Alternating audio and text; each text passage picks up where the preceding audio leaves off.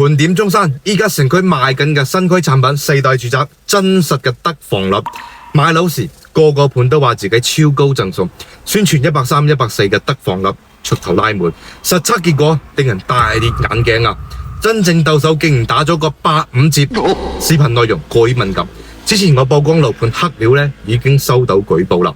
今次我哋團隊耗時幾日時間，全城實地跑盤，全部到場手工測量，幫大家整理出嚟嘅實測數據，仲將每個戶型優點缺點全部幫你分析好。有想關注新區住宅嘅朋友，呢條乾貨視頻千祈唔好劃走，唔搞透露，唔使理估，樓盤名同真實數據通通話你知。大家點個讚支持下蕭生就 OK 啦。第一個陰陽雨神153平方，使用面積200平，即係我哋腳踩到嘅面積啊。扣除牆面後，使用率8:130，153平方嘅樓真正可以用出200平方。優點，使用率斷層第一，甚至達到越級效果。主要體現響3個位置：入戶花園，一出 lift 嘅空間感，馬上令你眼前一亮。客廳開間7米，餐客廳加起身有56個平方，仲有次套間、主人房，呢啲區域嘅大細都係能夠代表保利172平方。遠洋天柱177平方嘅尺度，然後細間房全部響10個平方以上，每間房嘅大細均勻，唔使擔心有擺1.2米床嘅迷你房下。缺點係入戶花園雖然大，但唔封窗呢，實用性大打折扣。半開放式嘅露台會飄雨，除咗擺啲盆栽做花園，冇得當正經房間去用。第二，客廳冇傳統陽台。咁大嘅客廳只能依靠2個4窗去通風，夏天你想開窗透氣完全唔夠力。第三，廚房太細啦，只有5.86平方，相比於遠洋天柱117平方嘅戶型呢，個廚房仲要細啊！平時冇話2個人一齊煮餸啦，連想擺多啲餐具、廚具都唔夠地方啊！第四個，廁所偏細，幾個衛生間都唔大嘅，廁所嘅空間會比較局促。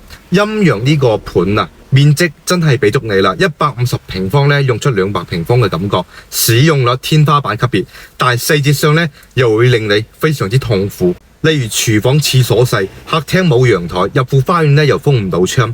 如果你追求大帶嚟嘅震撼感，佢確實能夠令你眼前一亮。缺點都要作出犧牲，大家能唔能夠接受，真係要諗清楚啦。第二個綠城江山和明139平方，使用面積167.69，扣除牆面後，使用率120%。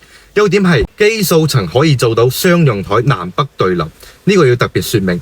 綠城嘅基數層空中露台呢係響北面餐廳位嘅，客廳南向有陽台，真正實現到南北對流。世代住宅入邊會比較少見。第二，入戶花園20平方，相比於保利龍湖整整多咗1倍，戶玄關位呢亦都方正夠大。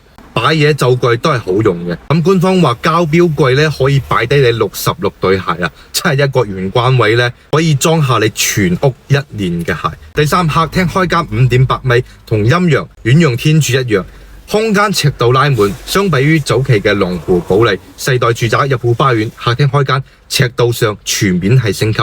第四，房間全部朝南，而且分開響客廳兩側，屋企人嘅生活起居呢互不干擾，老人響一邊，主人房、兒童房又響另外一邊，包括室內外嘅收納空間都俾到好足啦。缺點係整體房間偏細，其中一個次臥只有8.27平方，綠城最大嘅硬傷啊！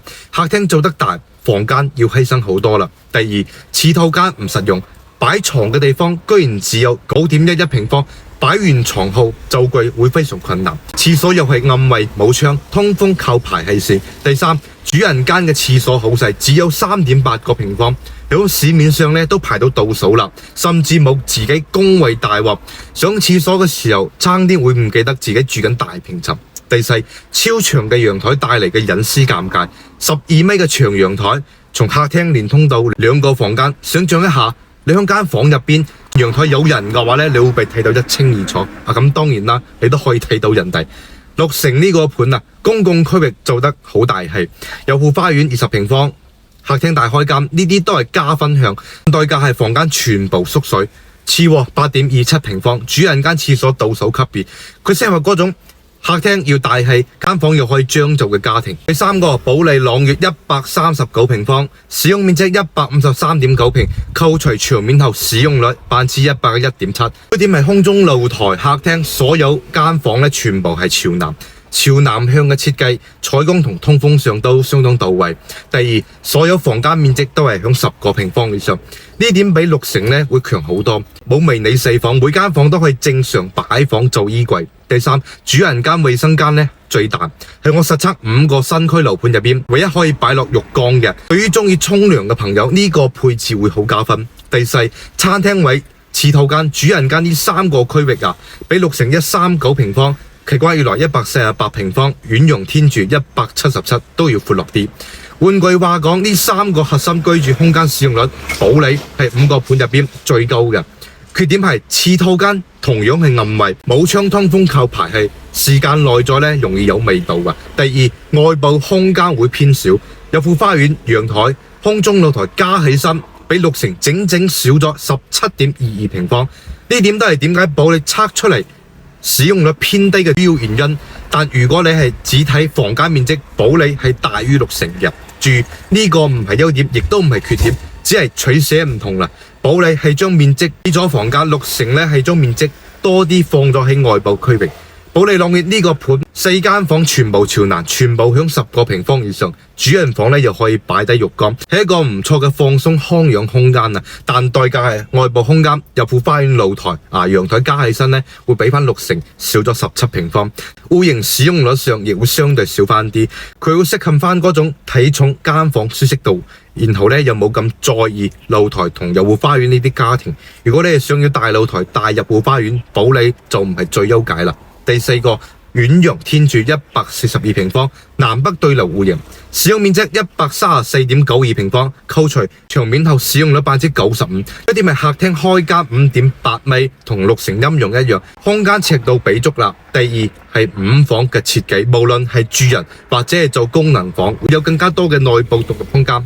第三，間房嘅面積同綠城咧差唔多嘅，除咗主人間，其餘次臥大細同綠城都係一個水平位，唔輸蝕第4代住宅噶。第四，雙陽台南北對流，呢個係傳統大戶型嘅標配設計，通風採光都係非常 OK。缺點係相比之下，餐廳位置會偏細，客廳做得大，餐廳俾壓縮啦。如果係做完餐邊櫃再擺個6人位咧，行過都要側身。第二，功能配比有缺陷，5間房但係只得2個廁所，冇獨立嘅次臥套間，屋企人多咗早上出門真係要爭廁所啦。遠洋天柱142平方有2種戶型，2種都係做咗5房2衛設計，冇獨立次臥套間，功能性大打折扣。